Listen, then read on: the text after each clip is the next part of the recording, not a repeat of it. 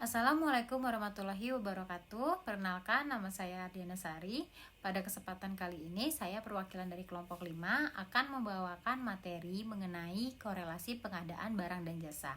Untuk selanjutnya, saya akan mengenalkan anggota kelompok saya yang lain, yaitu yang pertama ada Dara Fitri Hasanah, lalu ada Karina Putri, lalu ada Muslimin dan Siti Nurseha, serta saya sendiri yaitu Ardiana Sari. Langsung saja untuk materi pertama akan kami jelaskan. Assalamualaikum warahmatullahi wabarakatuh. Perkenalkan, nama saya Muslimin.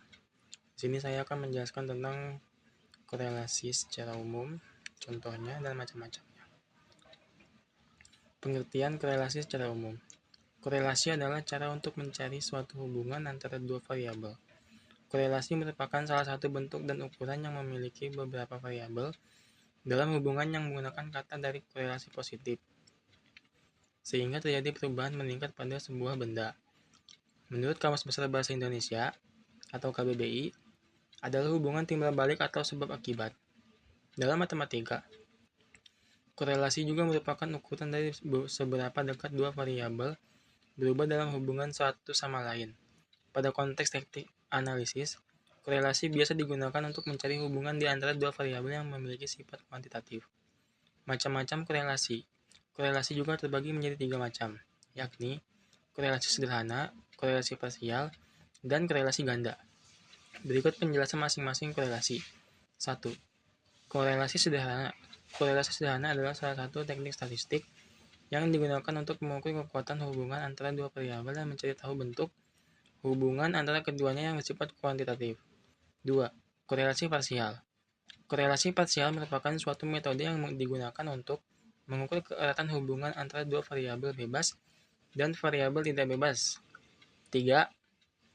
Korelasi ganda. Korelasi ganda adalah bentuk korelasi yang biasanya digunakan untuk melihat hubungan antara 3 atau lebih variabel, 2 atau lebih variabel independen, dan 1 variabel dependen. Korelasi ganda ini berkaitan dengan interkorelasi variabel independen seperti korelasinya dengan variabel independen. Sekian dari saya penjelasan tentang korelasi di pengertian, macam-macam, contoh, dan perumusannya. Assalamualaikum warahmatullahi wabarakatuh. Perkenalkan, saya Karina Putri dari kelompok 5. Di sini saya akan menjelaskan mengenai keputusan melakukan pengadaan. Keputusan melakukan pengadaan diawali dari perencanaan, persiapan. Di mana perencanaan terdiri dari identifikasi kebutuhan, penetapan barang dan jasa, cara pengadaan, jadwal pengadaan, dan anggaran pengadaan. Di mana setelah nanti direncanakan identifikasi kebutuhannya apa, penetapan barang dan jasanya seperti apa, cara pengadaannya, baru langkah selanjutnya adalah kepersiapan. Nah, di persiapan itu terdiri dari beberapa proses, yaitu penetapan sasaran, penyelenggaraan swakelola, rencana kegiatan, jadwal pelaksanaan, dan penyusunan RAB. Termasuk di dalamnya adalah menetapkan HPS, juga menetapkan rancangan kontrak. Selanjutnya, setelah perencanaan dan persiapan berjalan, lanjut ke persiapan pelaksanaan swakelola yang terdiri dari pelaksanaan swakelola tipe 1, 2, 3, dan 4, pembiayaan swakelola, lalu pengawasan dan pertanggungjawaban swakelola, lalu pelaksanaan pemilihan, pelaksanaan kontrak, dan serah terima hasil pekerjaan. Jadi semuanya diakhiri dengan serah terima hasil pekerjaan dari mulai perencanaan, persiapan, dan kemudian persiapan akhir. Adapun tujuan dari sistem pengadaan adalah menghasilkan barang atau jasa yang tepat dari setiap uang yang dibelanjakan. Kemudian meningkatkan penggunaan produksi dalam negeri, meningkatkan peran serta usaha mikro, usaha kecil, dan usaha menengah, meningkatkan peran pelaku usaha dalam lingkup nasional, mendukung pelaksanaan penelitian dan pemanfaatan barang atau jasa hasil penelitian, meningkatkan keikutsertaan industri kreatif, mendorong pemerataan ekonomi, juga mendorong pengadaan yang berkelanjutan. Kemudian pengelompokan kebutuhan barang dan jasa. Dikelompokkan barang yaitu kebutuhan akan benda baik berwujud maupun tidak berwujud, bergerak maupun tidak bergerak. Kemudian kelompok berikutnya yaitu pekerja konstruksi, yaitu keseluruhan atau sebagian kegiatan konstruksi yang meliputi pembangunan, pengoperasian, pemeliharaan, pembongkaran, dan pembangunan kembali. Kelompok berikutnya adalah jasa konsultasi yang meliputi layanan profesional yang membutuhkan keahlian tertentu di berbagai bidang keilmuan yang mengutamakan adanya olah pikiran. Dan kemudian adalah jasa lainnya, yaitu jasa non-konsultasi atau jasa yang membutuhkan peralatan, metodologi khusus, dan atau keterampilan dalam suatu sistem tata kelola yang telah dikenal luas di dunia usaha untuk menyelesaikan suatu pekerjaan. Adapun prinsip pengadaan barang yaitu harus efisien, di mana efisien itu tidak memerlukan banyak waktu yang terbuang, efektif, jadi semuanya itu tepat guna, transparansi, jadi tidak ada yang ditutupi di antara kedua belah pihak, kemudian bersaing, jadi produk-produknya itu dapat bersaing dengan baik, juga adil itu saling menguntungkan kedua belah pihak, dan akuntabel, dapat dipercaya, dapat dipertanggungjawabkan semua hasil dari produk-produknya. Adapun pihak-pihak yang terlibat dalam pengadaan barang dan jasa yaitu yang pertama adalah pengguna anggaran atau PA, yang kedua adalah kuasa pengguna anggaran atau KPA, yang ketiga adalah pejabat pembuatan komitmen atau PKK. Berikutnya adalah unit kerja pengadaan barang atau jasa, yang kelima adalah pejabat pengadaan, yang keenam adalah penyediaan barang dan jasa. Oke, untuk selanjutnya akan dilanjutkan oleh rekan kami. Assalamualaikum warahmatullahi wabarakatuh. Perkenalkan, nama saya Dara Fitria dari kelompok 5 dari kelas K221 MNR. Saya akan menjelaskan materi Procurement Lifecycle siklus pengadaan. Procurement Lifecycle siklus pengadaan. Procurement Lifecycle siklus pengadaan. Ini mengacu pada serangkaian langkah atau tahapan yang dilalui dalam proses pengadaan barang atau jasa. Siklus ini biasanya meliputi identifikasi kebutuhan perencanaan, pengadaan, evaluasi, dan pengelolaan kontrak. Siklus ini dimulai dari awal proses identifikasi kebutuhan hingga penyelesaian kontrak ataupun penutupan proyek pengadaan. Siklus pengadaan atau procurement lifecycle menggambarkan serangkaian langkah atau tahapan yang dilalui dalam proses pengadaan barang atau jasa. Siklus ini dapat bervariasi tergantung pada organisasi atau perusahaan, namun secara umum terdiri dari langkah siklus pengadaan barang. Yang pertama, identifikasi kebutuhan. Tahap pertama adalah mengidentifikasi kebutuhan akan barang jasa. Hal ini melibatkan komunikasi antara berbagai departemen atau unit dalam organisasi untuk memastikan bahwa kebutuhan spesifik dan relevan telah diidentifikasi. Yang kedua, perencanaan pengadaan. Setelah kebutuhan diidentifikasi, langkah selanjutnya adalah merencanakan proses pengadaan. Ini termasuk menentukan anggaran, menentukan persyaratan teknis, dan mengidentifikasi calon pemasok. Yang ketiga, pengadaan. Tahap ini melibatkan proses pengadaan yang sebenarnya, di mana organisasi mengajukan permintaan penawaran, meninjau penawaran yang diterima dan memilih pemasok yang paling sesuai. Evaluasi dan kontrak. Setelah pemasok dipilih, kontrak ditandatangani dan pemasok dimulai.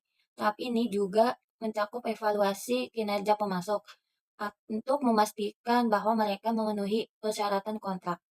Yang keempat, pengelolaan kontrak. Selama masa kontrak, organisasi perlu mengolah hubungan dengan pemasok, memantau kinerja mereka, dan memastikan bahwa semua persyaratan kontrak dipenuhi. Penutup kontrak. Pada akhir masa kontrak, langkah terakhir adalah penutup kontrak dengan pemasok mengevaluasi hasil dari proses pengadaan dan persiapkan proses pengadaan berikutnya jika diperlukan. Procurement lifetime umur pengadaan.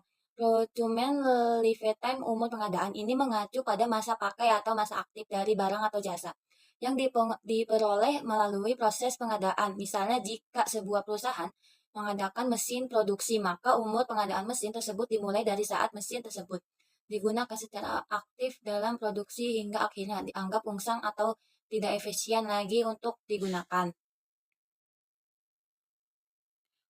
Product lifetime atau umur pengadaan mengacu pada masa pakai atau masa aktif barang atau jasa diperoleh melalui pengadaan. Konsep ini penting dalam manajemen aset dan pengadaan karena memahami umur pengadaan membantu dalam perencanaan pergantian, perawatan, dan pengelolaan aset. Dan yang efisien, umur pengadaan dapat bervariasi tergantung pada jenis barang atau jasa yang diperoleh. Misalnya umur pengadaan untuk perangkat lunak mungkin berbeda dengan umur pengadaan untuk peralatan fisik seperti mesin. Faktor-faktor yang mempengaruhi umur pengadaan meliputi kondisi penggunaan, bagaimana barang atau jasa tersebut digunakan akan mempengaruhi umur pengadaan. Pemakaian yang berlebihan atau tidak sesuai dengan spesifikasi dapat mempercepat keluasan dan mengurangi umur pengadaan. Perawatan yang teratur dan tepat dapat memperpanjang umur pengadaan.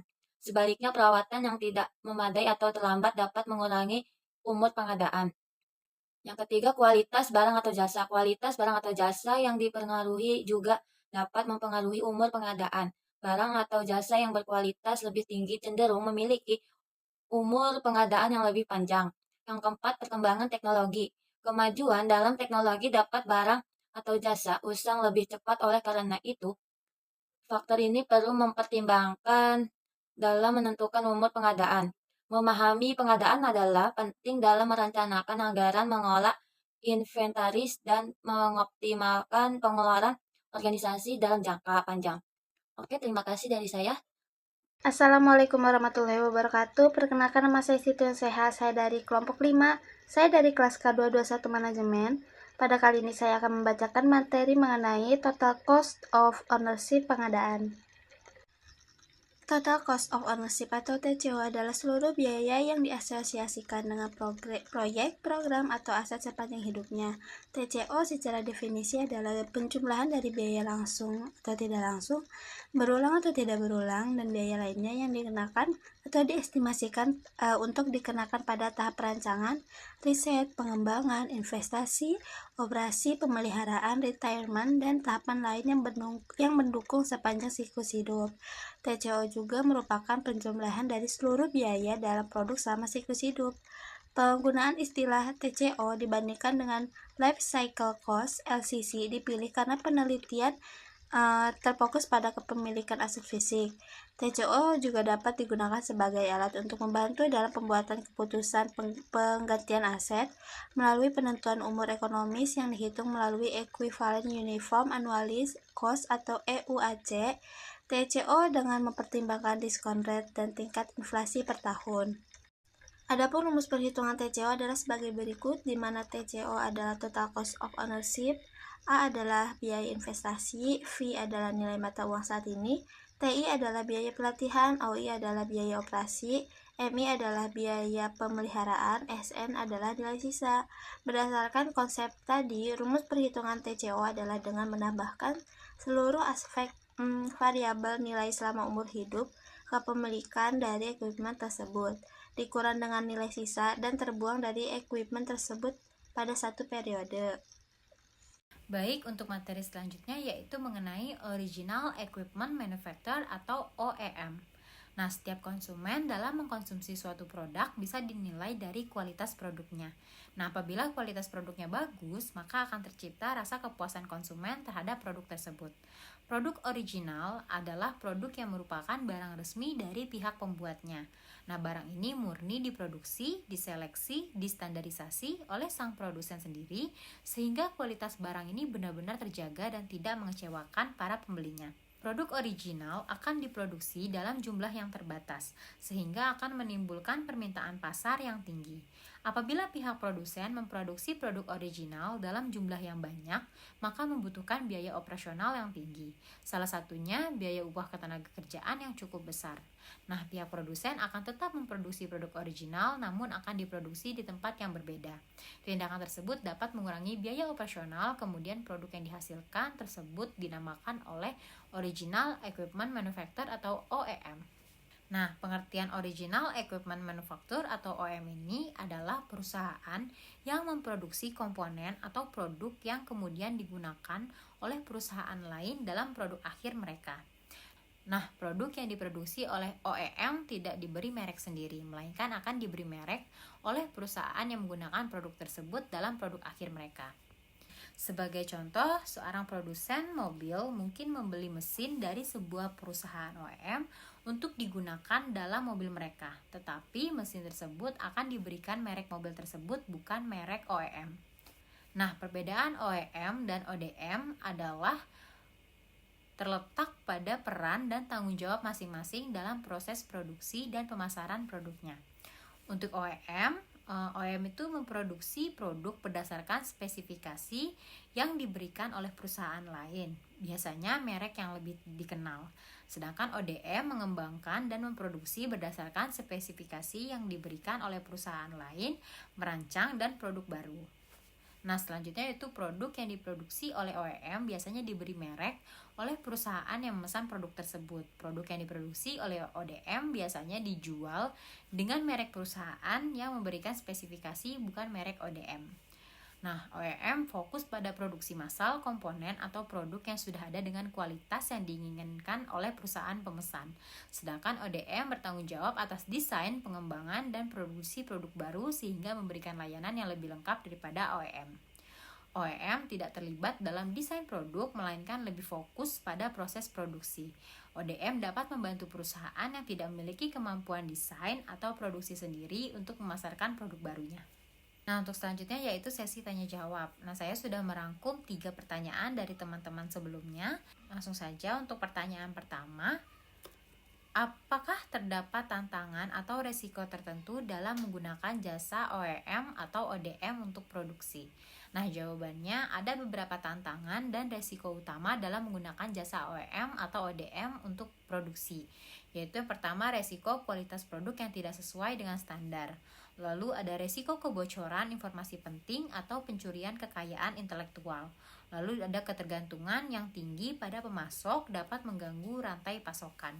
Nah, ada juga kendala geografis, budaya, bahasa yang dapat menghambat komunikasi. Lalu adanya biaya tersembunyi seperti pengiriman, bea cukai, inspeksi yang menambah beban biaya.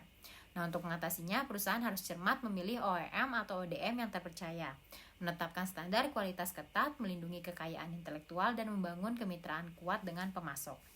Nah, untuk pertanyaan kedua yaitu apa saja pertimbangan konsumen sebelum memilih produk OEM? Nah, jawabannya yaitu yang pertama adalah kualitasnya. Produk Original Equipment Manufacturer adalah produk buatan produsen asli, bukan barang tiruan. Jadi dari segi kualitasnya sebenarnya kita nggak perlu ragu.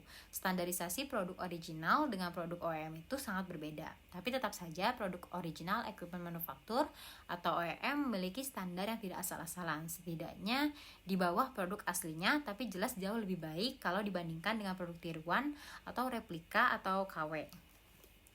Nah, selanjutnya yaitu tentang masa pakai. Jika produk Original Equipment Manufacturer dirawat dengan jauh lebih baik daripada produk asli, maka bisa saja produk OEM yang jauh lebih lama masa pemakaiannya. Misalnya untuk suku cadang otomotif, banyak ditemukan bahwa produk Original Equipment Manufacturer masa pakainya lebih lama dibandingkan suku cadang aslinya. Selanjutnya yaitu daya tahan, karena kualitasnya bisa dipertanggungjawabkan, dibuat langsung oleh produsen aslinya, maka biasanya daya tahan produk Original Equipment Manufacturer sangat baik. Banyak ditemukan produk otomotif seperti ban atau komponen mobil dan motor OEM yang kuat dan tahan lama, tapi kembali lagi ini tergantung dari pemakaian penggunanya ya. Lalu ada legalitas, membeli produk yang ilegal tentu banyak kerugiannya. Misalnya untuk produk elektronik jelas bakal kesulitan kalau produk sampai rusak karena kita nggak bisa mencari tempat servisnya. Nah, beberapa produk Original Equipment juga menyediakan garansi sehingga jika terjadi kerusakan bisa juga meminta servis secara gratis. Nah, selain untuk produk yang masih bergaransi, servis ini juga bisa digunakan oleh pengguna yang sudah tidak memiliki garansi akan tetapi harus membayar biaya tambahannya. Nah, selanjutnya yaitu apa saja resiko dan tantangan yang terkait dengan procurement life cycle. Nah, resiko yang terkait dengan procurement life cycle mencakup ketidakpatuhan pemasok, kualitas buruk, atau keterlambatan pengiriman. Bisa juga peningkatan biaya, perselisihan hukum dan kontrak, pelanggaran keamanan data, dan persaingan pasar yang terbatas. Selain itu, mungkin terdapat tantangan dalam mengelola proyek pengadaan yang kompleks, mempertahankan keterlibatan pemangku kepentingan, dan beradaptasi terhadap perubahan kondisi pasar.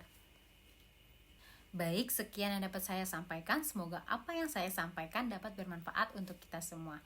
Kurang lebihnya mohon maaf. Wassalamualaikum warahmatullahi wabarakatuh.